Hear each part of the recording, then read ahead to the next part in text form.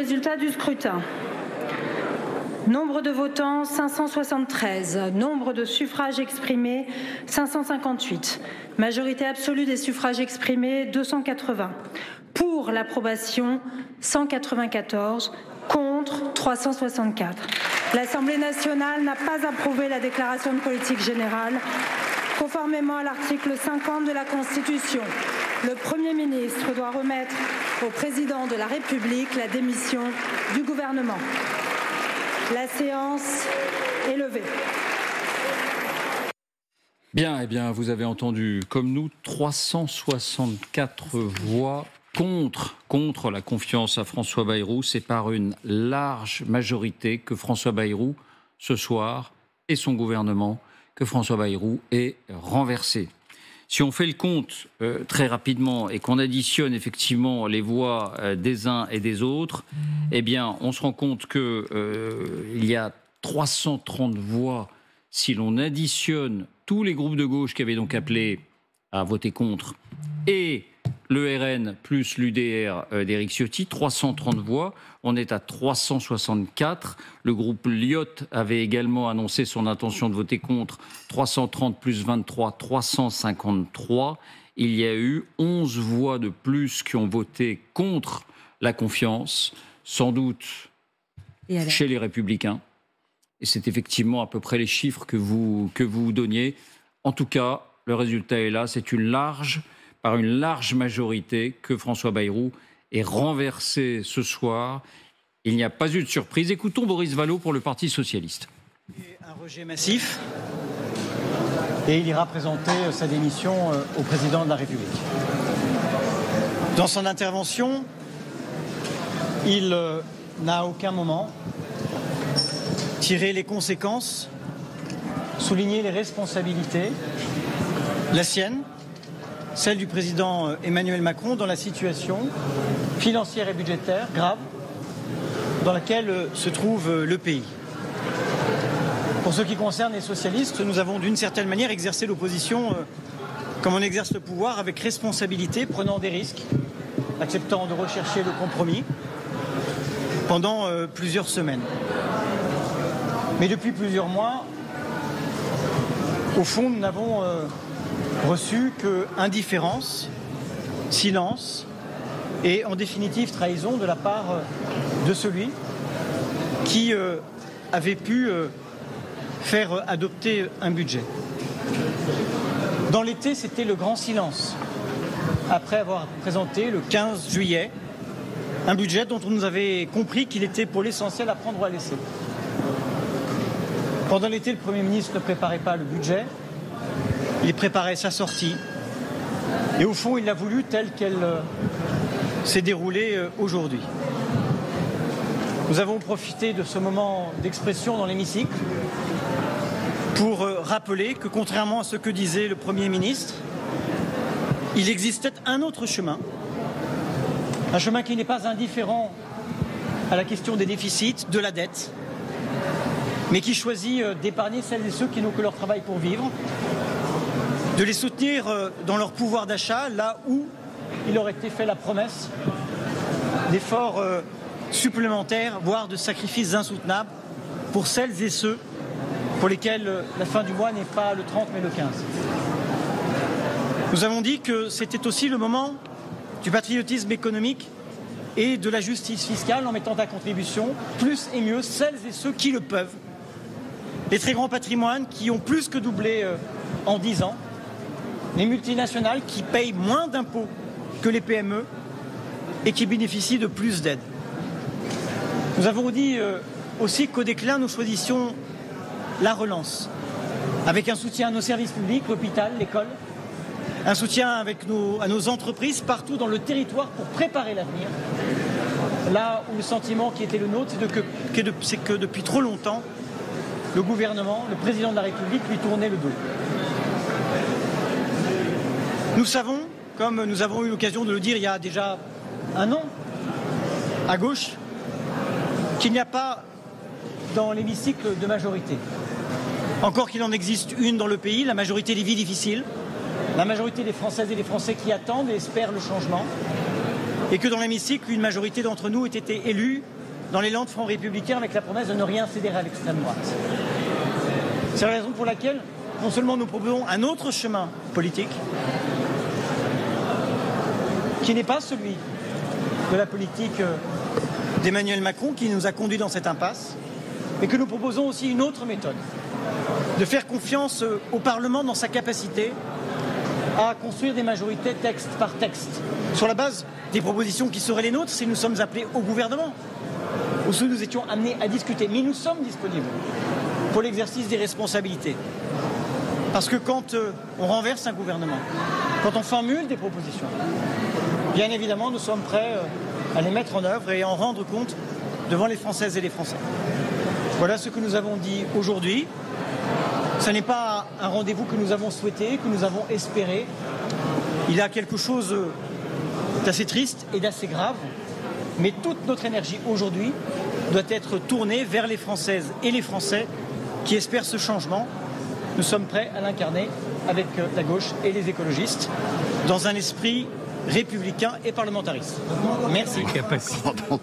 Voilà pour cette déclaration de Boris Vallaud. Bonsoir Jérôme Jaffray. Bonsoir. Merci d'être avec nous. Je précise qu'à droite de votre écran, pendant que Boris Vallaud s'exprimait, on a vu François Bayrou quitter l'Assemblée nationale pour regagner Matignon dans 1h30. Il recevra tous ses ministres. C'est une sorte de soirée d'adieu, en quelque sorte. Il l'avait annoncé à l'avance. Et c'est demain matin qu'il ira présenter sa démission au président de la République. Jérôme, 364 voix contre la confiance, 194 pour, j'allais dire seulement, et 15 abstentions si nos calculs sont bons.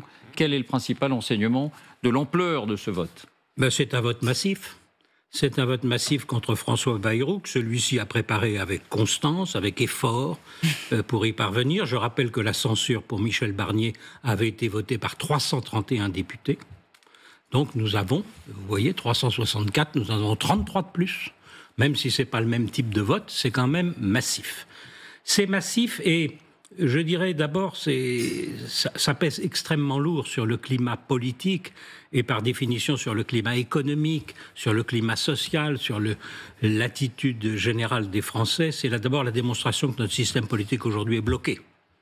Et il est bloqué. Et au moins jusqu'en 2027, et avec même pas de certitude qui se débloquera en 2027. Nous avons des institutions majoritaires faites pour jouer un jeu majoritaire alors qu'il n'y a pas de majorité ni politique, ni parlementaire, ni partisane, ni d'aucune sorte dans le pays. Nous avons une fragmentation des forces politiques qui ne peuvent pas s'entendre entre elles. Donc il n'y a pas de solution satisfaisante pour s'en sortir. Soit vous allez vers la fuite en avant, c'est-à-dire ceux qui réclament dissolution ou démission, parce qu'une partie d'entre eux ne souhaite surtout pas que le Rassemblement national accède au pouvoir. Pardon Jérôme, Mathilde Panot, on va l'écouter. Les filles avaient annoncé depuis longtemps son intention de voter contre, mais écoutons Mathilde Panot. Sévèrement battu et son budget de violence sociale et de cruauté a été défait. Bayrou voulait une heure de vérité, je crois qu'il l'a eue, mais ce que montre le résultat, au-delà même du gouvernement de Bayrou, c'est l'imposture de la Macronie qui éclate au grand jour. Rendez-vous compte qu'il n'y a qu'un tiers de l'hémicycle qui a accordé sa confiance au Premier ministre. Ce qui veut dire que la politique macroniste pour les riches, au service des riches et de guerre sociale contre le peuple, a recueilli 2/3 de votes défavorables dans l'hémicycle. Elle est donc minoritaire à la fois dans l'Assemblée nationale, mais aussi dans le pays. Il est donc illégitime que Bayrou et Barnier avant lui aient pu continuer la même politique coûte que coûte en ne tenant aucun compte du résultat des élections en juin et en juillet dernier. Nous disons donc, face à cette imposture qui éclate au plein jour, que nous ne voulons pas d'un énième Premier ministre qui continuerait la même politique et que donc la question qui est posée au pays, c'est celle du départ d'un président de la République qui refuse de respecter la souveraineté du peuple. Et je veux d'abord dire à celles et ceux qui nous écoutent que nous partageons leur soulagement de voir M. Bayrou enfin parti comme Premier ministre de ce pays après tous ces mensonges sur le scandale de Betaram. Que nous partageons leur soulagement de voir que M. Retailleau n'est plus ministre de l'Intérieur, lui qui parle comme l'extrême droite et même comme M. Pétain de Français de papier. Que nous partageons leur soulagement de voir ce budget dont personne ne voulait dans le pays être tombé et surtout que ce que nous avons fait aujourd'hui, c'est-à-dire faire chuter un gouvernement le 8 septembre, est d'abord une victoire de la mobilisation populaire, celle qui est née auto-organisée durant l'été, celle du 10 septembre qui se tiendront dans 2 jours. Le groupe parlementaire insoumis déposera demain une motion de destitution du président de la République, car le problème pour le pays et le blocage pour le pays, c'est lui. Et dès le 10 septembre, nous serons partout aux côtés des Français et des Françaises qui bloqueront l'économie du pays pour dire maintenant ça suffit. C'est la séparation avec le PS qui est prêt à gouverner. Voilà, pour ces premières déclarations de Mathilde Panot. Jérôme, vous nous disiez blocage. Et cette situation de blocage est accentuée par l'ampleur de ce vote qui, encore une fois, 194 voix seulement pour la confiance. C'est ça, 194 pour la confiance, c'est 211 le nombre de députés du socle commun. Donc là aussi, on le prend, 17 voix ne sont pas là, même s'il peut y avoir ils peuvent être en partie dans l'abstention. Est-ce que ça veut dire, Jérôme ? Il n'y a pas de solution satisfaisante, c'est ça le problème du système bloqué par définition. C'est que d'une part, il y a la fuite en avant, c'est-à-dire que ceux qui réclament la démission ou la dissolution, une large partie d'entre eux ne souhaitent en aucun cas que le Rassemblement national accède au pouvoir, et ce pourrait bien être le résultat, c'est pour ça que je parle d'une fuite en avant, ou c'est le replâtrage, un énième replâtrage. Ce qu'évidemment Emmanuel Macron va faire, il en est obligé de le faire comme ça, car il ne va pas aller à la dissolution ou à la démission. L'autre chose qu'on peut reprocher à François Bayrou, il a dit des choses justes et fortes sur l'état du pays, sur les problèmes du pays. Le problème, je trouve, c'est qu'il a fait énormément de dégâts politiques par son attitude des 15 derniers jours. En particulier, c'est Emmanuel Macron qui est la principale victime de François Bayrou. Parce que pour énormément de Français qui ont écouté tout ce qu'a dit François Bayrou, ils se sont dit, mais c'est au fond les 8 ans d'Emmanuel Macron qu'on nous raconte là, en nous disant que c'est la catastrophe, que le pays est au bord de la falaise, etc. Donc affaiblissement là-dessus d'Emmanuel Macron. D'autre part, le fait que Bayrou n'ait pas du tout réussi à convaincre, on voit dans les sondages un quasi-effondrement du bloc central et de ses leaders en vue d'une éventuelle présidentielle. C'est-à-dire que 15% d'intention de vote aujourd'hui pour le bloc central. Aux législatives, s'il y avait une dissolution. Voilà, c'était 32% en 2017. C'était 26% en 2022, c'était 20% en 2024, et on leur annonce 15% en cas de législative, c'est-à-dire un effondrement. Et du coup, la voie de la dissolution, tant qu'on est dans cette situation, ce serait une totale catastrophe. Et là, Emmanuel Macron, vous savez, la dernière fois que quelqu'un a essayé de faire 2 dissolutions d'affilée, si vous permettez, car c'est quand même assez rare dans notre histoire, c'est en 1830, Charles X. Alors, Charles X dissout, à l'époque on disait on renvoie la Chambre. La formule royale était on renvoie la Chambre. Charles X dissout, il n'est pas content des résultats qui donnent une majorité libérale, comme on disait à l'époque, à la Chambre, et il veut dissoudre une deuxième fois. C'est les ordonnances de juillet 1830. Ça a mal fini. Eh bien, c'est la révolution de 1830. Donc, la deuxième dissolution dans la foulée d'une première, ça peut donner une véritable catastrophe. Jérôme, vous parliez de possibilités. Vous diriez que des mauvaises solutions, replâtrage ou fuite en avant. Est-ce que ça signifie que pour vous, Emmanuel Macron a très peu de chance en nommant Sébastien Lecornu, Catherine Vautrin, Gérald Darmanin, Xavier Bertrand ou un profil issu de la gauche comme Éric Lombard ou Jean-Yves Le Drian ou un autre, a très peu de chance avec cette Assemblée nationale-là d'arriver à une majorité stable? Ce qui continue d'être dans la difficulté du système bloqué, je trouve qu'il est de plus en plus difficile d'arriver à avoir un système dans lequel vous allez des Républicains au Parti socialiste. C'est ça le problème. Il faut la non-censure minimum et du PS et des Républicains pour faire tenir.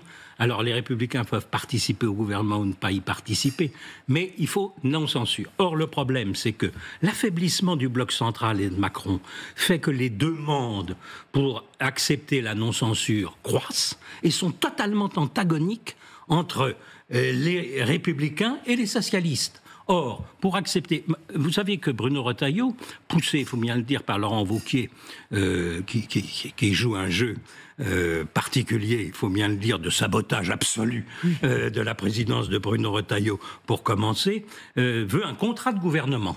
pour rester au gouvernement, qui est sur l'économie et sur le régalien, c'est-à-dire l'exact opposé de ce que les socialistes réclament pour prix de leur non-censure. C'est revoir sur l'AME, l'aide médicale d'État, c'est sur les impôts, ne pas accepter, etc. Les socialistes, eux, pour dire « nous ne censurerons pas », car les socialistes ne se sentent plus.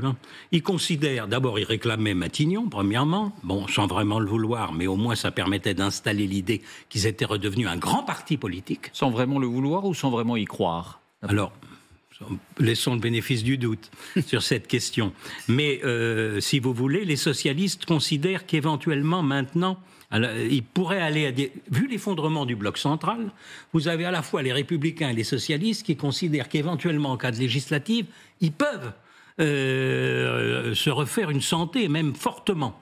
Et donc, les socialistes n'excluent pas de pouvoir aller à des législatives dans cette situation. Donc, mais pardon, Jérôme, on avait cru comprendre qu'étant donné que l'alliance avec LFI, le NFP, pour le dire comme l'an dernier, cette fois, c'est révolu, on avait cru comprendre que le PS souhaitait éviter une dissolution parce qu'en dehors de cette alliance, ils ont peu de chances de réussir à retrouver 66 députés. C'était notre schéma de base. Mais nous avons maintenant, une situation où le bloc central s'effondre. À partir de ce moment-là, les intentions de vote en cas de législative, elles sont scrutées. Tout dépendra évidemment de ce que font les écologistes et de ce que font les communistes. Mais s'ils ont le sentiment que pour LFI veut la présidentielle, parce que des législatives, ils ont beaucoup à perdre à les législatives. Et en revanche, la présidentielle, Mélenchon considère d'abord que c'est son dernier grand combat. Il a le droit de le livrer. Et deuxièmement, que son talent par rapport à ceux des autres candidats éventuels de la gauche lui permettra de les surclasser. En revanche, pour des législatives, la France insoumise, tous les sondages, la France insoumise isolée, c'est à peu près 10% des suffrages exprimés, comme d'ailleurs aux européennes. Et en revanche, une entente socialiste, écologiste, avec l'effondrement des macronistes, peut espérer être entre 15 et 20%, c'est-à-dire très nettement en tête de la gauche pour qualifier au second tour. Parce que il faut bien voir qu'avec l'effondrement du bloc central et les républicains qui ne sont pas non plus en retour en grâce massif, vous pouvez avoir des seconds tours où c'est le candidat de la gauche réformiste social-démocrate qui affronterait un rassemblement national. Bref, tout ce monde-là est en train de gamberger, ce qui ne facilite pas la tâche d'aller vers un gouvernement qui puisse tenir le coup. Et donc, je trouve que la déstabilisation... Alors, il y a le fait que le système est bloqué, et en plus, il est extrêmement difficile qu'il retrouve une stabilisation. Jérôme, avec tout le respect que je vous dois, vous avez une certaine expérience de la vie politique. Je ne le nie pas. De la vie politique française, et vous semblez ce soir alarmé, presque inquiet devant ce que vous nommez le blocage, le risque de la fuite en avant. Est-ce que vous le confirmez ? Oui, chacun peut juger, chacun peut avoir son opinion, mais un système bloqué, c'est le contraire de ce que la promesse de la Ve République dans les institutions et la vie politique française. Le général de Gaulle, il avait bâti ces institutions pour que le vote des Français aboutisse à des gouvernements qui, d'une part, assurent une stabilité politique et soient capables de traiter les problèmes du pays. Nous sommes dans une situation d'instabilité politique absolue et d'incapacité de traiter les problèmes du pays qui sont renvoyés. C'est le sens du discours de François Bayrou. Sauf qu'étant lui-même le Premier ministre, en principe, il était en charge de régler les problèmes du pays. Et pas seulement de nous décrire le fait que le pays avait d'énormes problèmes. C'est là où il y a un léger décalage. Et la fuite en avant, c'est que nous avons toujours à peu près 60% des Français qui en aucun cas ne souhaitent que le Rassemblement national, Marine Le Pen et Jordan Bardella arrivent au pouvoir.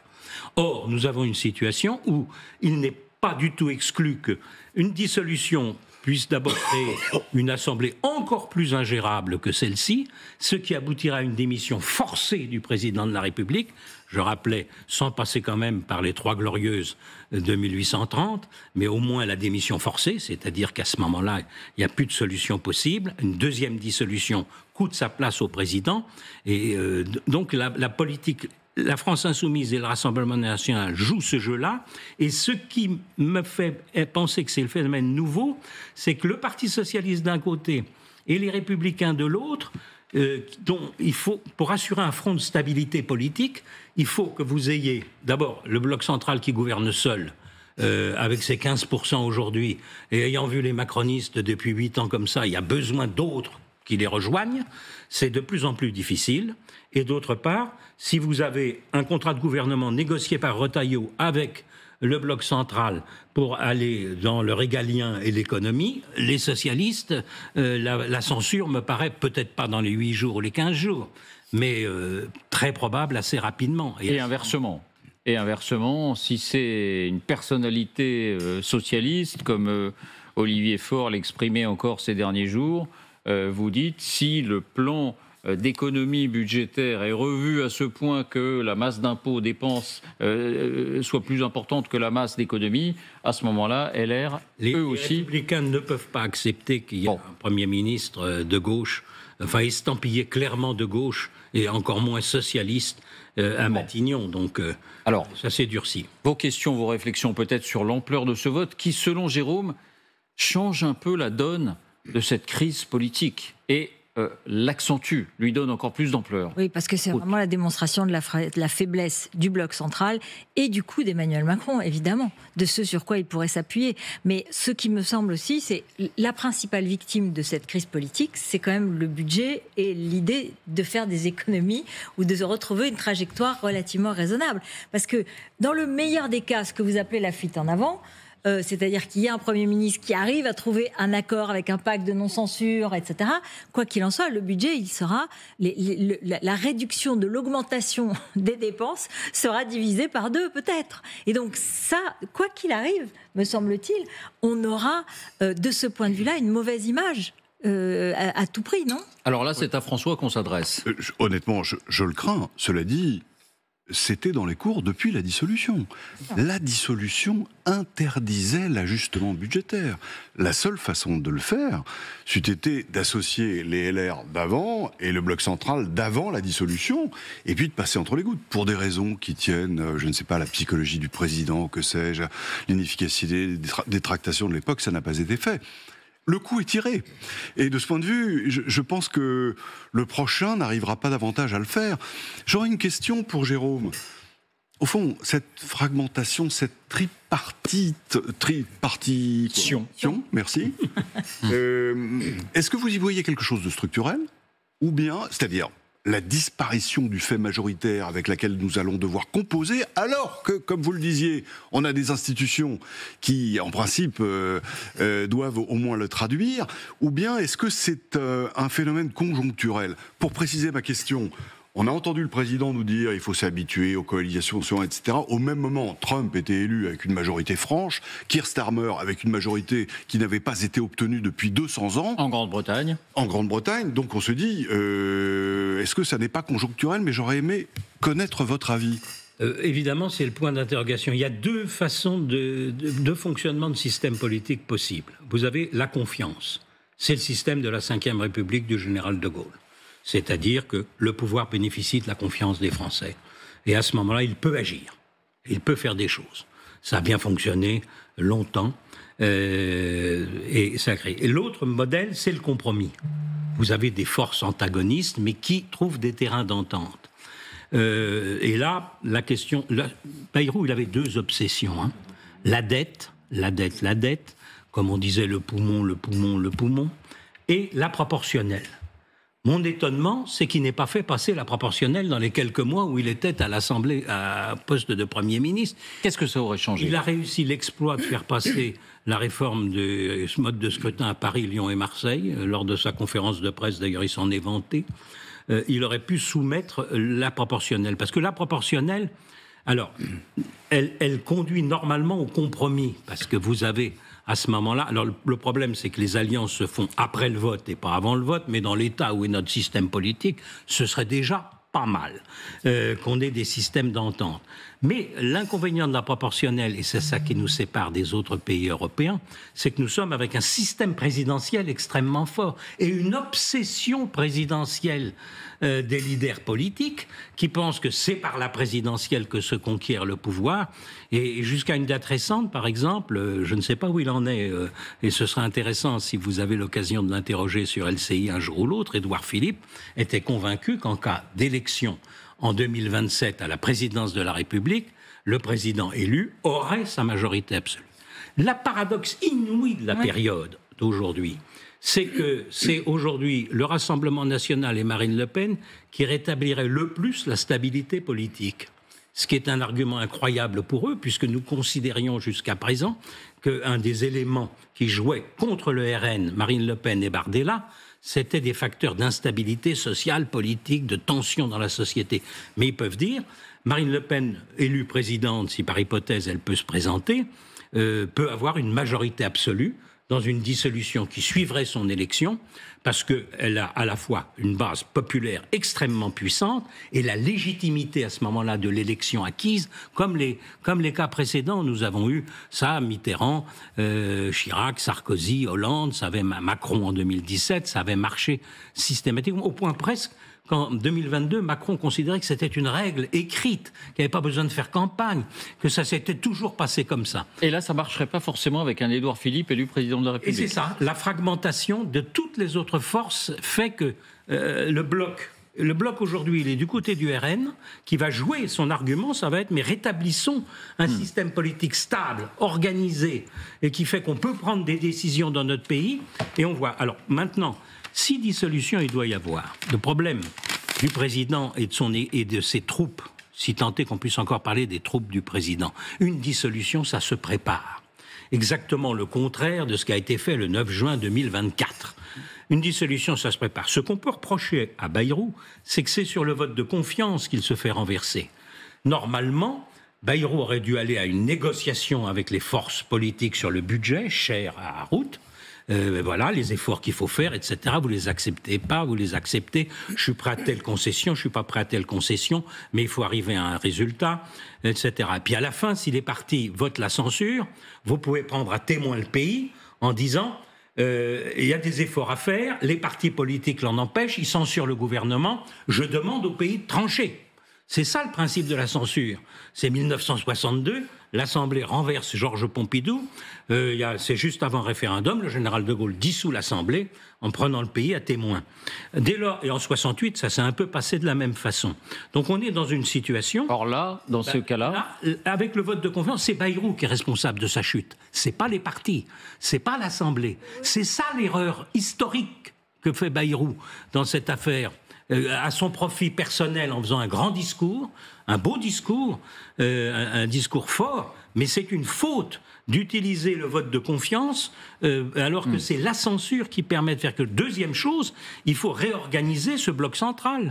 Il faut réunifier ce bloc central, il faut qu'il ait des leaders, il faut qu'il ait des thèmes, pas seulement on va vous en faire baver les Français si vous nous donnez une majorité. C'est impossible, il y a une présidentielle dans 2 ans. On ne peut pas réunifier un bloc dans lequel il y a 5 ou 6 candidats à la présidentielle.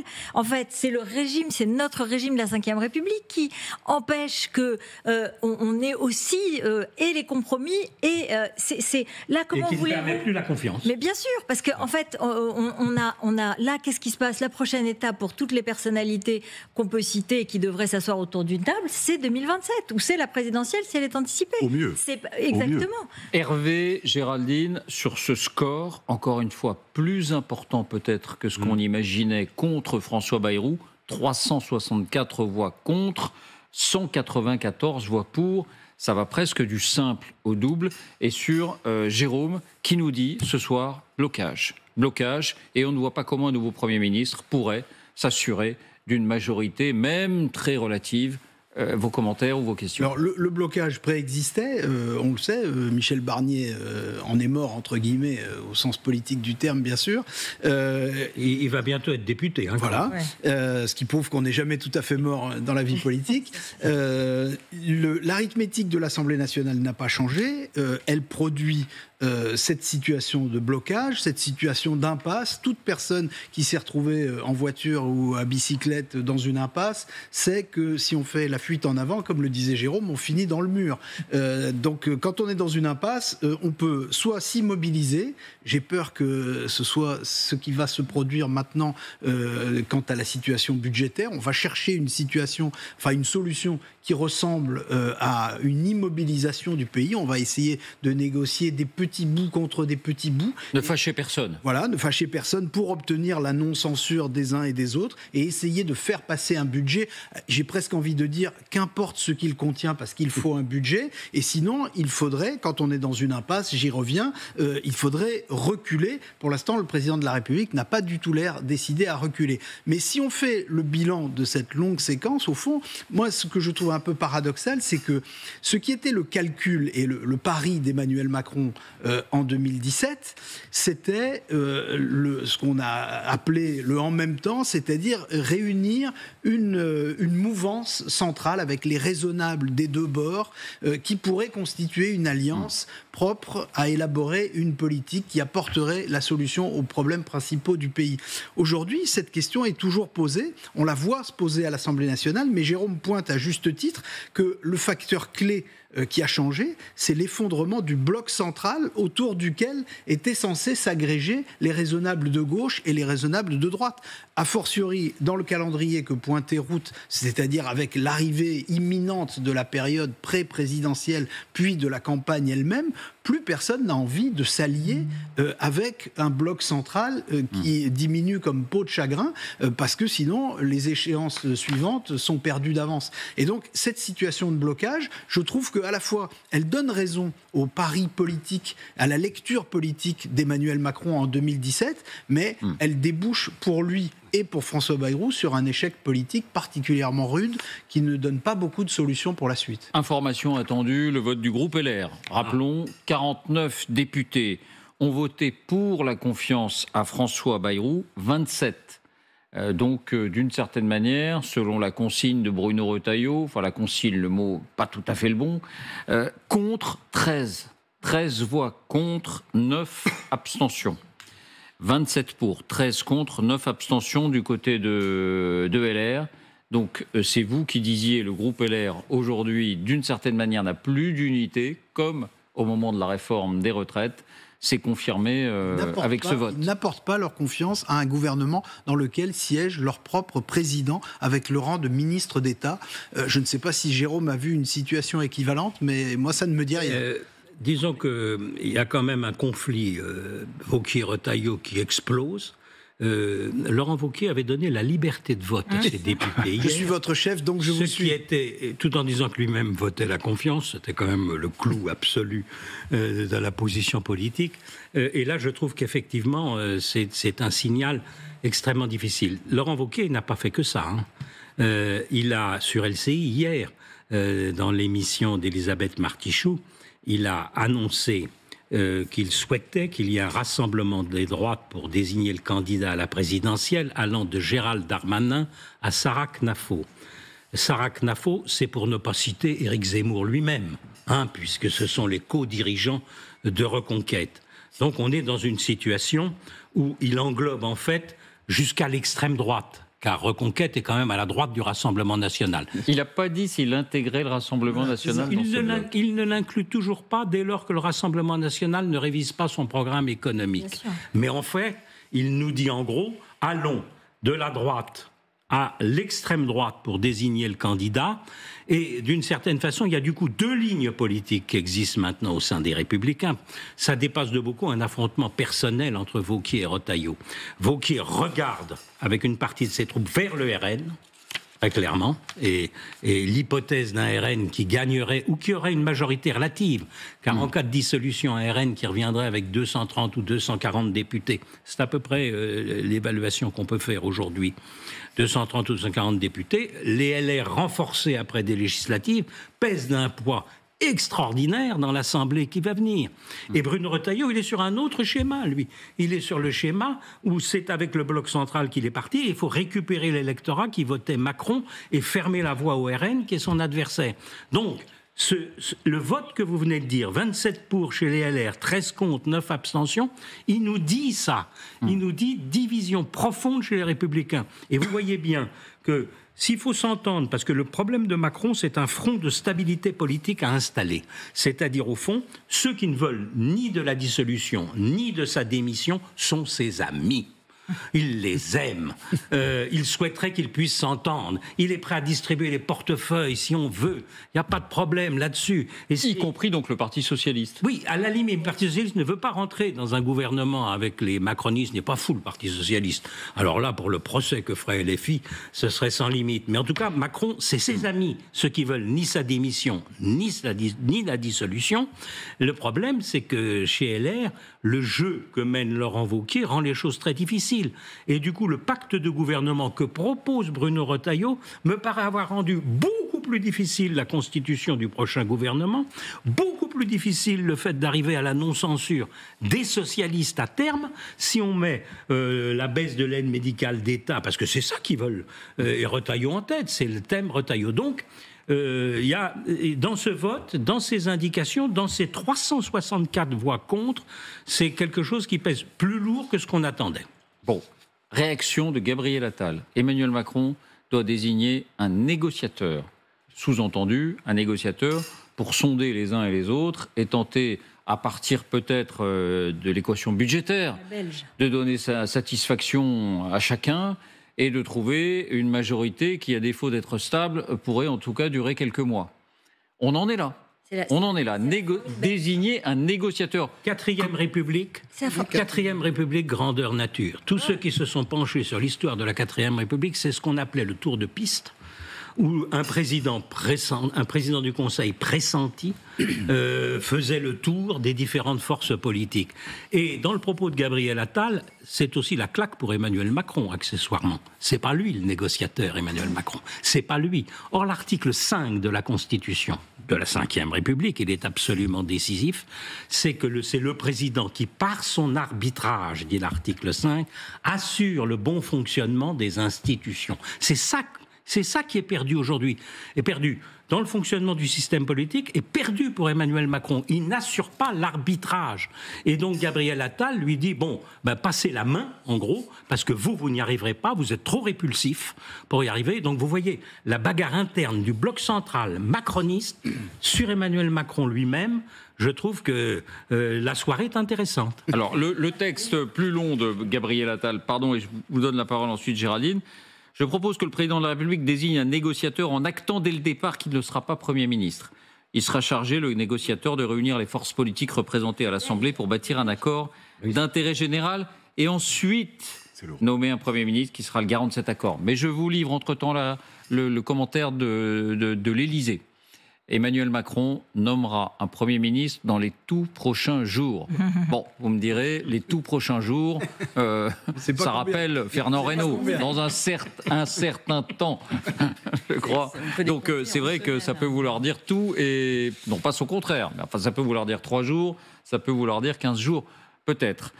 Géraldine, pour vous, les principaux enseignements, la situation de ce soir, vous entendez bien que dans les jours qui précédaient ce vote, chacun avait en tête l'idée que peut-être quelqu'un d'autre, qui dans l'art de l'exécution ne serait pas François Bayrou, parviendrait, en négociant en amont avec les uns et les autres, à dégager une forme d'abstention, en tout cas de non-censure des uns et des autres pour bâtir un budget. Là, avec l'ampleur de ce vote, c'est vrai que cette intuition est peut-être un peu ébranlée. Est-ce que c'est votre cas ? Oui, effectivement, parce que je pense que François Bayrou a précipité la chute. On aurait pu penser qu'il y avait un moment de déplaisir et qu'on reviendrait à une position raisonnable dont vous parliez. Là, avec l'ampleur de la gifle et la radicalité des discours qu'on a entendus à l'Assemblée nationale, je vois difficilement comment on va parvenir à un accord. Et ce qui est intéressant, par contre, c'est qu'on voit que finalement, on atteint les limites extrêmes de ce en même temps, de ce bloc central qui n'a jamais en réalité existé que dans certains esprits. Il n'existe pas dans le pays, ce n'est pas une réalité. Et là, quand on dit on va réunir un accord et faire un accord sur le budget, là vous avez des Français qui disent mais attendez, c'est pas qu'un budget, une nation et un pays. Comment voulez-vous qu'on crée un bloc central avec des partis qui peuvent effectivement s'entendre sur des petites bidouilles budgétaires, mais qui ne sont pas d'accord sur l'immigration, sur la sécurité, société, sur les valeurs profondes du pays, sur la valeur du travail, sur des sujets sociétaux comme sur la fin de vie. On n'a pas de politique avec ça. Et c'est ce qu'on voit finalement depuis des mois, sinon des années. On n'arrive pas à faire dans ce pays de politique autre qu'une politique de continuation budgétaire. Et les Français n'en veulent plus. Ils veulent d'autres choses. Ils le disent. C'est pour ça que je me demande, Monsieur Jaffray, ils veulent autre chose, sauf que... Est-ce qu'on pourrait éviter une dissolution pour arriver à une majorité qui fasse qu'on avance aussi sur des dossiers qui sont prioritaires pour les Français? Jérôme? Le tableau que dresse Géraldine Wessner, le verre est dans le fruit, c'est que la présidentielle, depuis 8 ans, ne fonctionne pas comme la présidentielle classique de la Ve République. C'est le vote rejet au second tour qui comporte une dimension essentielle. Quand vous choisissiez entre le général de Gaulle et François Mitterrand, et ça restait comme ça, à part Chirac-Le Pen en 2002, c'est resté comme ça jusqu'en 2012. Sarkozy-Hollande, vous choisissiez deux politiques, des coalitions, des programmes, c'était quelque chose. Et un respect prodigieux du résultat électoral par les électeurs. Giscard Mitterrand, 50,8%, 49,2% en 1974. Pas une once de protestation sur ce résultat, de personne. Voilà. Mais ça, c'était avant. Et depuis 2017, nous avons la qualification de Marine Le Pen dans les seconds tours d'élection. Une partie de l'électorat, du coup, vote contre Marine Le Pen au second tour. Et non pas pour Emmanuel Macron. Pas du tout pour Emmanuel Macron, qui lui empoche le résultat en 2017, comme si de rien n'était, c'est parfait, et élu pour la première fois avec un discours quand même entraînant, puissant, obtient une majorité absolue de renouvellement et d'hostilité au parti classique. On dégage le Parti socialiste, on dégage les Républicains en 2017, mais en 2022, le vote rejet existe encore, et encore moins de soutien à Emmanuel Macron. Macron dit « ce résultat m'oblige ». On ne voit toujours pas à quoi, il l'a obligé, très franchement, car il essaye d'avoir de nouveau une majorité absolue, mais là, il n'y parvient pas, et le verre est dans le fruit à ce moment-là. Vous avez un système qui ne fonctionne plus. Le problème, tel que pose Géraldine, c'est si on doit aller à la dissolution, je persiste à dire, malgré Route, qu'une dissolution se prépare, que c'est l'intérêt des candidats présidentiels, du présidentiable du bloc central, de ne pas laisser leur parti, leur mouvement écrasé dans des législatives, parce que c'est ça qui se passerait, 15%, troisième ou quatrième au mieux. Dans les circonscriptions, car qu'effectivement il n'y a pas un électorat tellement structuré sociologiquement qui tient des circonscriptions, donc paf, il serait derrière, et donc ce serait un écrasement, il perdrait une centaine de députés sans doute dans l'affaire, donc vous avez une situation où c'est l'intérêt de chaque présidentiable. Mais le problème, c'est qu'Emmanuel Macron n'est plus un chef de troupe qui peut réunir tout le monde en disant c'est notre intérêt commun, Édouard Philippe, Gabriel Attal, Gérald Darmanin, le MoDem, on se demande du coup si François Bayrou devrait faire campagne. Je pense que c'est difficile quand même que Bayrou vienne faire campagne, parce que là... On pourrait dire Gabriel Attal, Édouard Philippe... Et puis, Darmanin et Bruno Retailleau. Ferait campagne ensemble. Il y aurait une entente des républicains retaillistes au moins, avec le bloc central. Mais Route me dit que je rêve. Mais pas du tout, je ne sais pas pourquoi vous dites ça. Au contraire, je suis assez d'accord sur le fait que le résultat de ce soir, comme le dit Géraldine, d'une certaine façon, montre la difficulté qui attend le prochain Premier ministre. Et donc... la dissolution n'est pas impossible, parce que la prochaine tentative d'Emmanuel Macron, qui va être de concilier des LR qui sont donc un peu en roue libre et pour certains hostiles à l'Alliance, et des socialistes qui sont très durs, va être encore plus difficile. Et donc peut-être qu'à un moment, ça sera vraiment bloqué, et qu'à ce moment-là, il y aura peut-être la dissolution. Je ne suis pas du tout contre. Mais rien ne nous garantit, et Jérôme l'a esquissé tout à l'heure, rien ne nous garantit qu'une dissolution apporterait elle-même la solution, parce que nous ne sommes pas du tout sûrs, et les sondages à l'heure actuelle ne dressent pas cette perspective, qu'un vote des Français dans des élections législatives prochaines apporterait cette fois une vraie majorité à un camp quel qu'il soit, pas plus le Rassemblement national qu'un autre. Disons que le Rassemblement national est mieux loti dans les sondages à l'heure actuelle, mais rien ne garantit que Marine Le Pen obtiendrait une majorité à l'Assemblée. Mais je vous repose la question. Dans l'esprit de tous, on a compris que François Bayrou tous les analystes politiques l'ont dit, avait fait le travail à l'envers, d'une certaine manière. Et d'abord annoncer son plan, puis dire « je vais vous consulter sur le diagnostic », alors qu'il avait déjà annoncé son plan. Et puis lorsqu'il a pris l'initiative du 49-1, du vote de confiance, il n'avait consulté personne pendant l'été, ils étaient en vacances, etc. Est-ce qu'un Sébastien Lecornu, je cite ce nom, on va peut-être voir la liste des premiers ministrables qui sont le plus cités ces dernières heures, est-ce qu'un Sébastien Lecornu, dont on dit d'une part qu'il a des bonnes relations avec le Rassemblement national, même si idéologiquement il n'en est pas proche, dont on dit aussi qu'il est relativement respecté par le Parti socialiste pour ses vertus de dialogue, est-ce que lui ne serait pas capable de tricoter une majorité, même si elle était instable? Oui, l'autre difficulté, c'est qu'il va falloir lui trouver un remplaçant au ministère de la Défense, qui n'est pas un petit ministère au moment où on est engagé dans... C'est quand même quelque chose de compliqué. Il peut, je pense, arriver à présenter quelque chose qui ne sera évidemment pas le plan de François Bayrou. Je pense qu'on peut dire adieu aux 44 milliards d'économies, mais enfin si... Au jour férié, qui n'était déjà pas 44 milliards d'économies. On leur a jamais vraiment dit bonjour. C'était à peu près la moitié d'économies. C'est pas faux.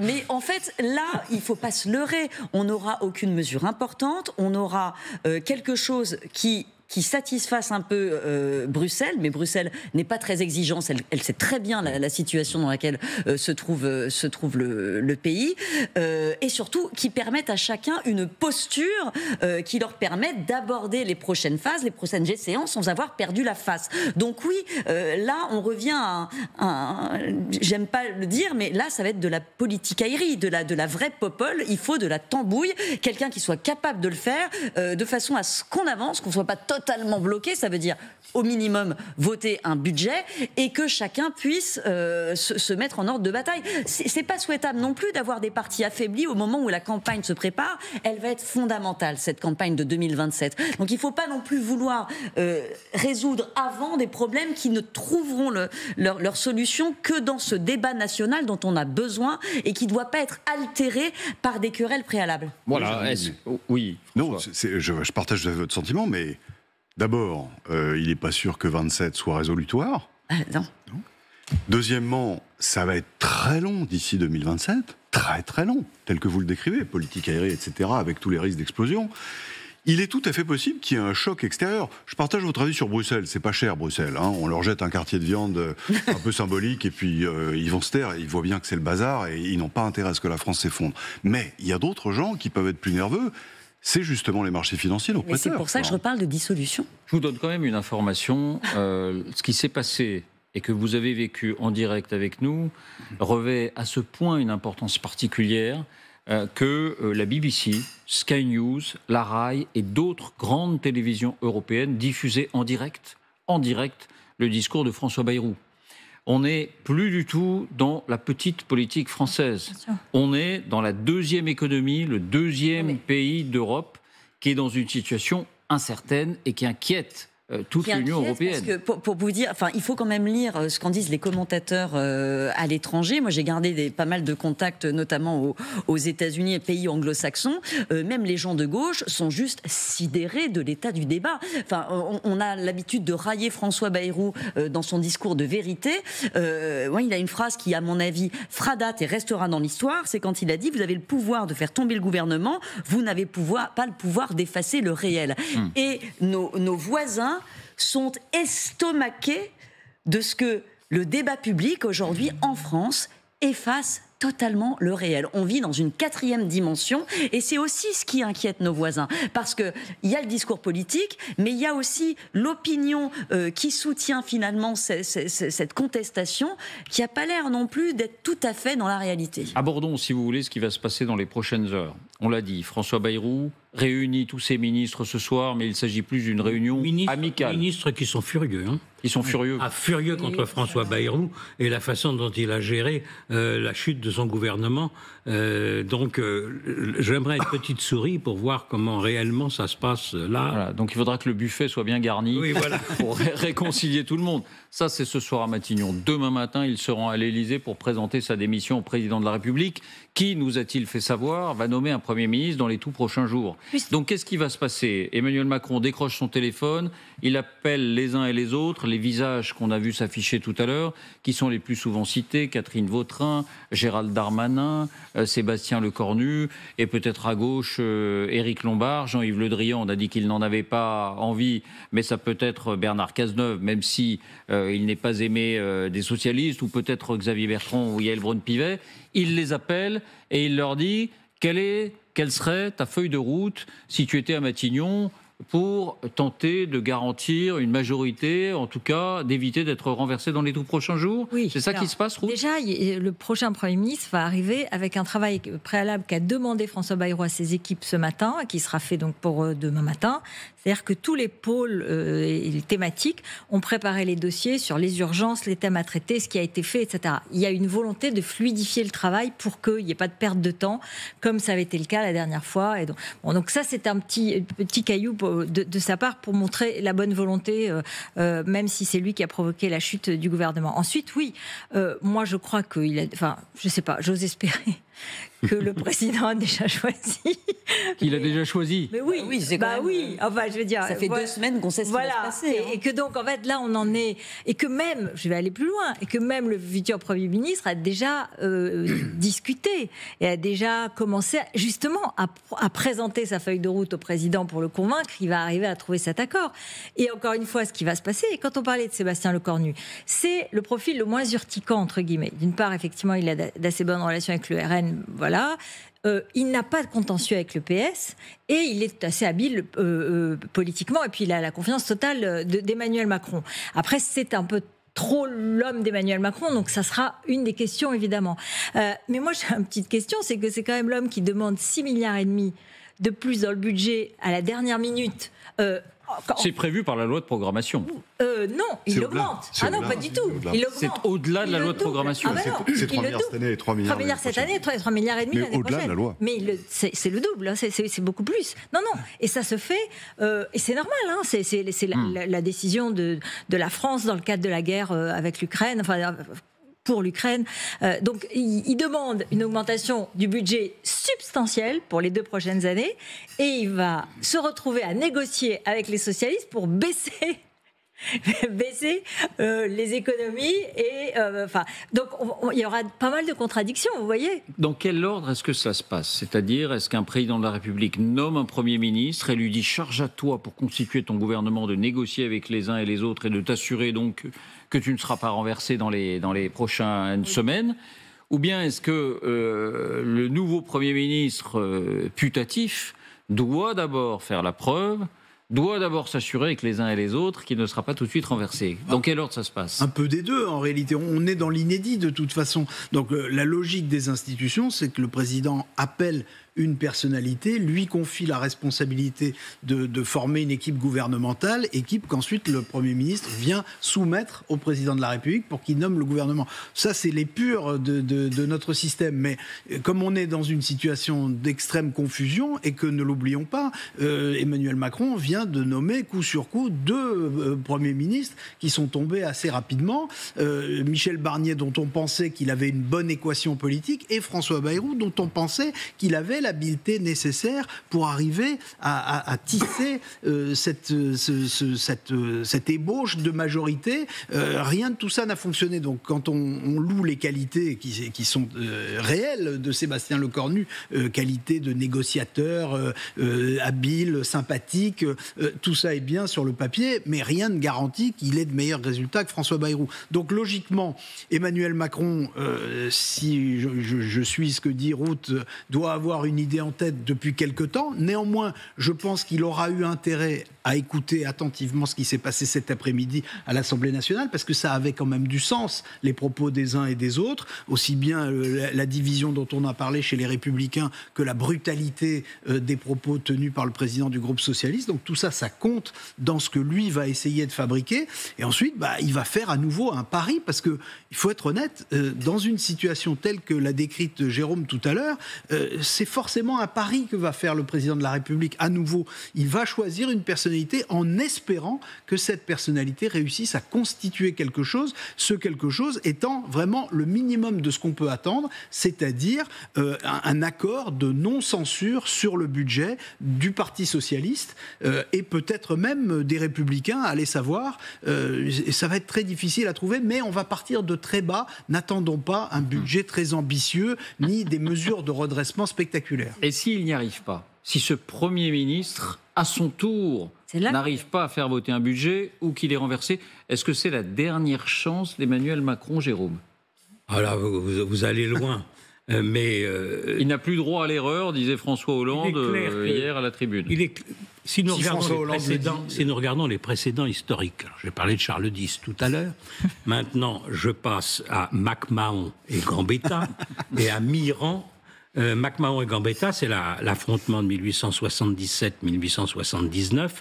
Gambetta dit se soumettre ou se démettre. Il dit ça au président de la République, qui n'est pas encore MacMahon, mais qui a un droit de dissolution avec avis favorable du Sénat, qui l'exerce, qui perd les élections législatives et qui finit par rendre les armes, la formule de MacMahon étant « la dissolution ne peut pas être un système de gouvernement ».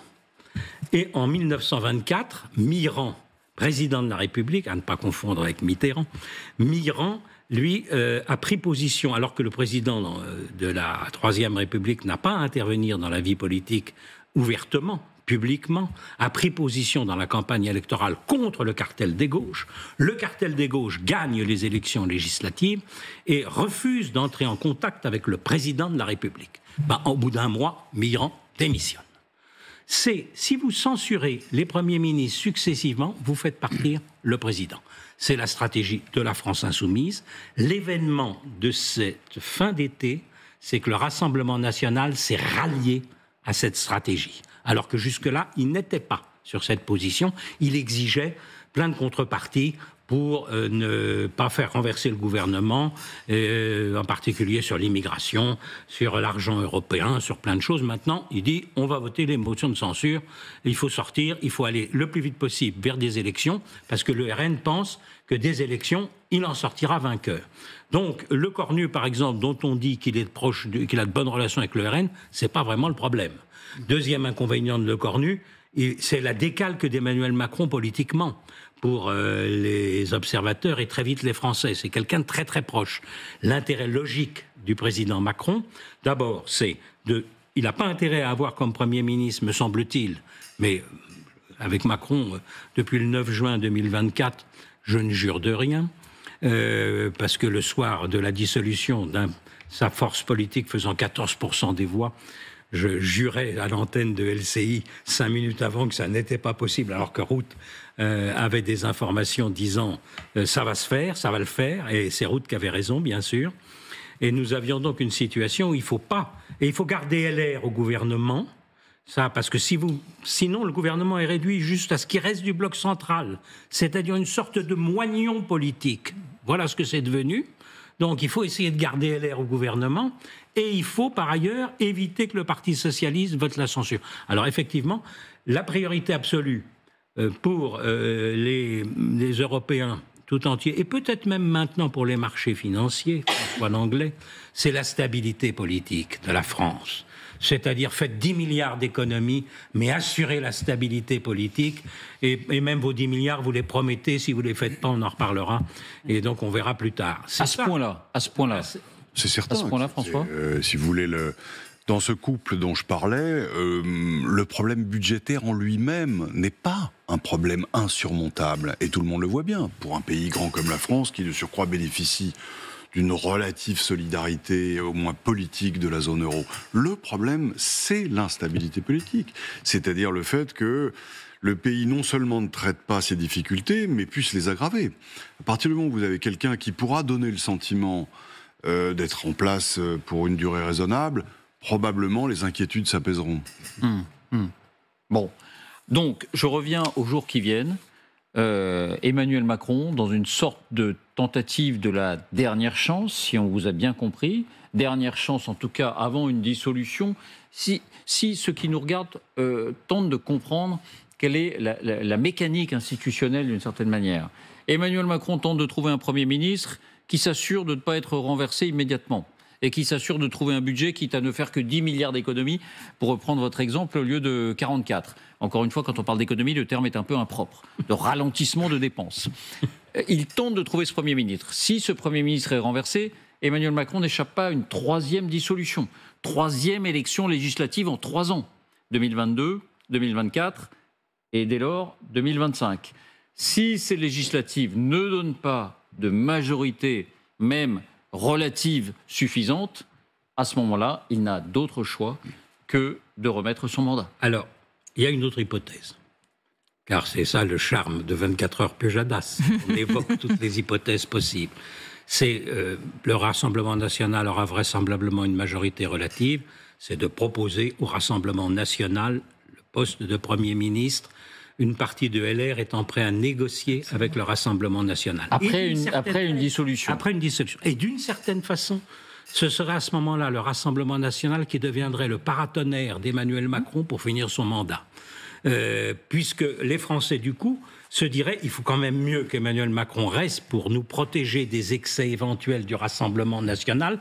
Stratégie Mitterrand c'est la cohabitation. en 1986 Oui, c'est la face cohabitation classique. à Chirac. Et c'est d'une certaine façon le drame de Macron de 2024, c'est cette assemblée fragmentée à ce point-là, sans aucune majorité dans un sens ou dans un autre. Si le président devient un paratonnerre, le président peut rester. Un grand merci, Jérôme, d'avoir été avec nous en cette journée importante. Un grand merci, François, Hervé, Géraldine et Ruth. Et on vous